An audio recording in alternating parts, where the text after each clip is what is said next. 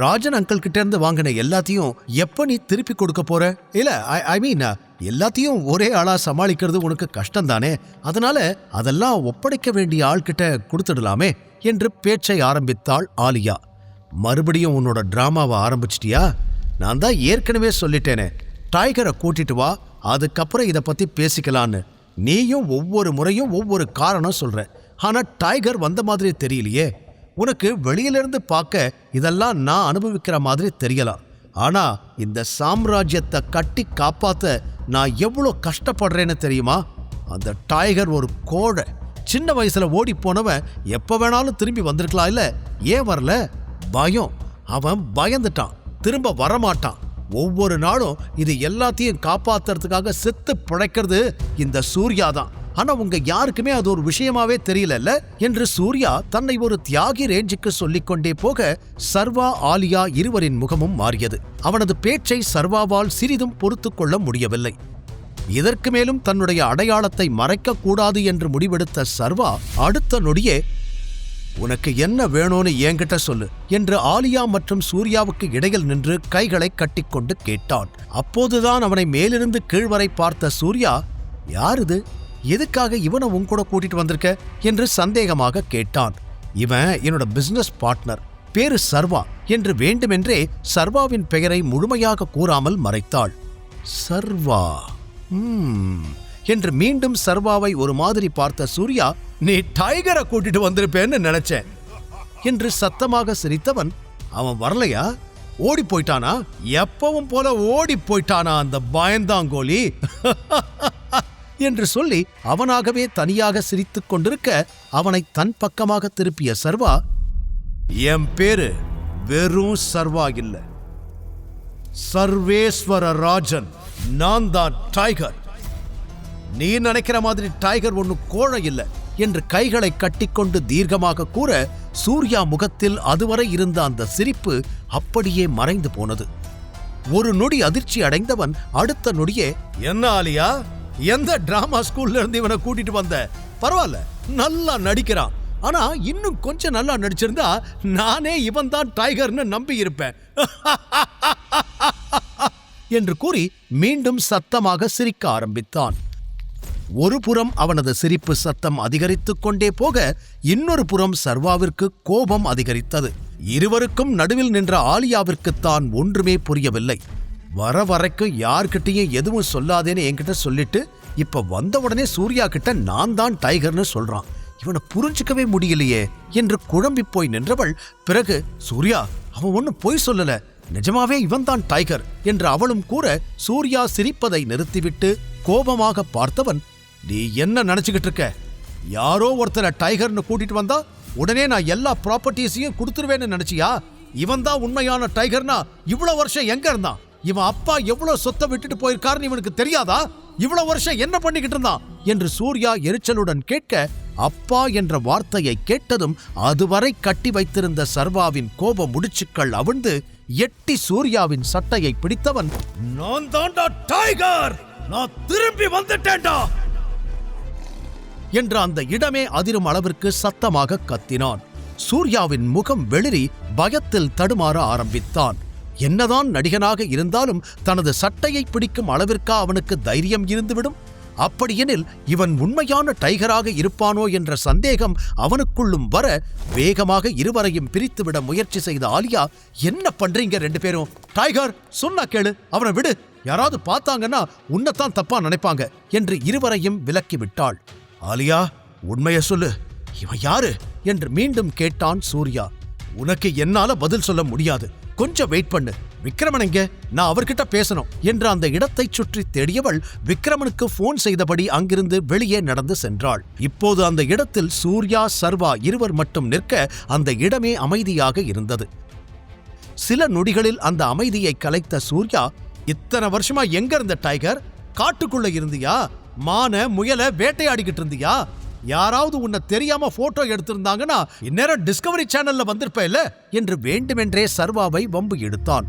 தன் முன்னால் நிற்பது டைகர் தான் என்பதை ஏற்றுக்கொள்ள சூர்யா சிறிதும் தயாராக இல்லை என்பது அவன் பேச்சிலேயே தெரிந்தது. அவனைப் போலவே திமிராக பார்த்த சர்வா, இந்த கேள்வியையே என்கிட்ட கேட்கிற? உன் அப்பா கிட்ட போய் கேட்க வேண்டியது தானே, இவ்வளோ வருஷமா டைகர் எங்கன்னு என்று அவன் கேட்டதும் அதிர்ந்த சூர்யா, என்னடா சொன்ன என்று பற்களை கடித்தான்.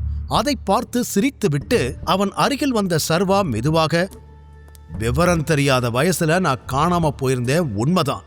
அதுக்கு காரணம் உன் அப்பாவோட துரோகம். ஆனா இப்ப எல்லாம் தெரிஞ்சு திரும்பி வந்திருக்கேன். எனக்கு சொந்தமா என்னெல்லாம் இருக்கோ அதெல்லாம் நான் திருப்பி எடுத்துக்குவேன். இனிமே உன்னால டைகரோட ப்ராப்பர்ட்டில இருந்து ஒரு செங்கலை கூட உருவ முடியாது என்று சொல்ல பேச்சற்று பார்த்த சூர்யா அடுத்த நொடியே, ஒழுங்கா நீ யாருன்னு சொல்லிடு, இப்படியே பேசிக்கிட்டு இருந்த அப்புறம் உன்னை இங்கேயே நான் கொன்னு புதைச்சிடுவேன் என்று மிரட்ட முயற்சி செய்தான். உனக்கு கோபம் வருதா? நியாயமா எனக்கு தான் கோபம் வரணும்.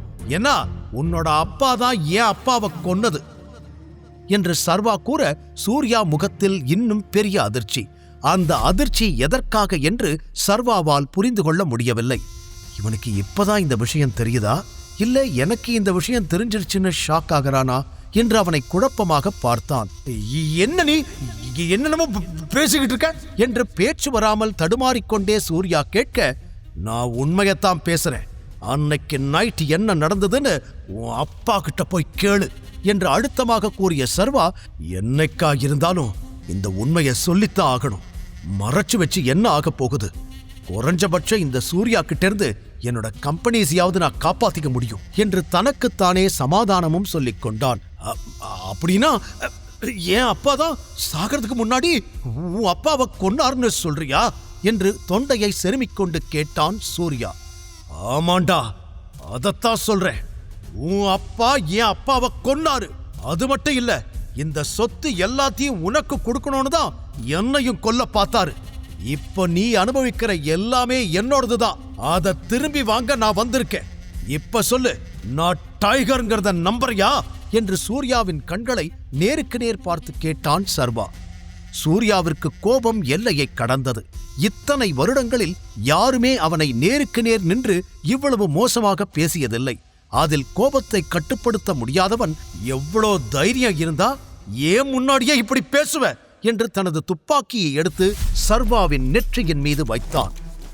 அடுத்து நடக்கப் போவது என்ன?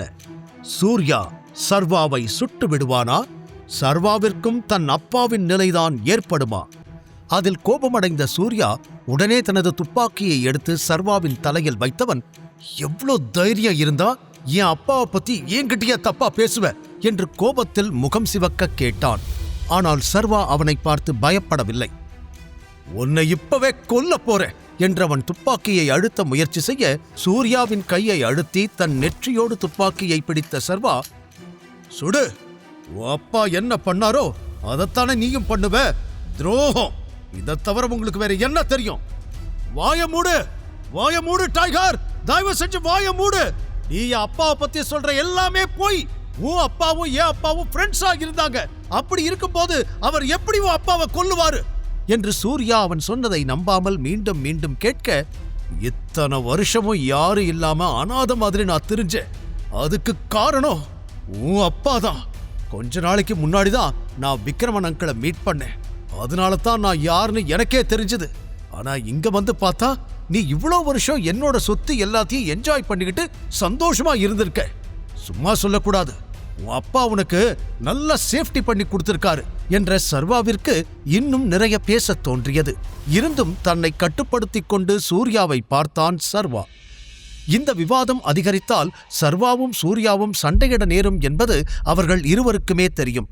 அதனால் சூர்யாவும் தன்னை கட்டுப்படுத்திக் கொண்டு, இங்க பாரு, நீ சொல்றத பத்தி எனக்கு எதுவுமே தெரியாது. ஆனா அதுக்காக நீ என்ன சொன்னாலும் கேட்டுக்கிட்டு என்னால அமைதியா இருக்க முடியாது. நான் இப்பவே இங்கிருந்து கிளம்புறேன், அதுதான் எல்லாருக்கும் நல்லது என்று கூறி அங்கிருந்து செல்ல பார்க்க சர்வா அவனை தடுத்தான்.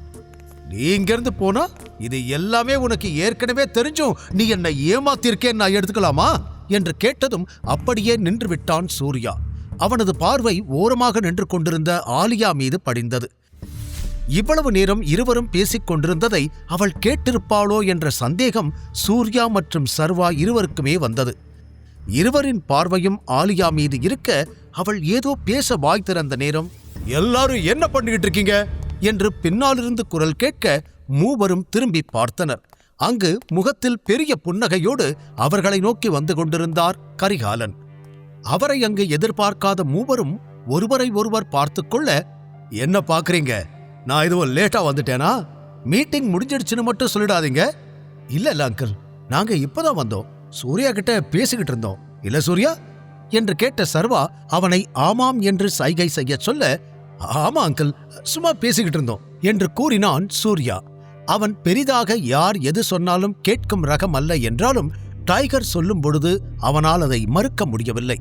பிறகு கரிகாலன் அருகில் வந்த சூர்யா, உங்களை பார்த்து ரொம்ப மாசம் ஆன மாதிரி இருக்கு. ஏன் அங்கிள் என்ன பார்க்க வரதில்ல? உங்களுக்கு என்ன பிடிக்கலையா என்று கேட்டான் ஒரு போலி புன்னகையுடன். அவனைப் போலவே போலியாக புன்னகைத்த கரிகாலன், நிறைய முக்கியமான வேலை இருந்துச்சுப்பா, அதான் உன்னை பார்க்க வர முடியல என்றார்.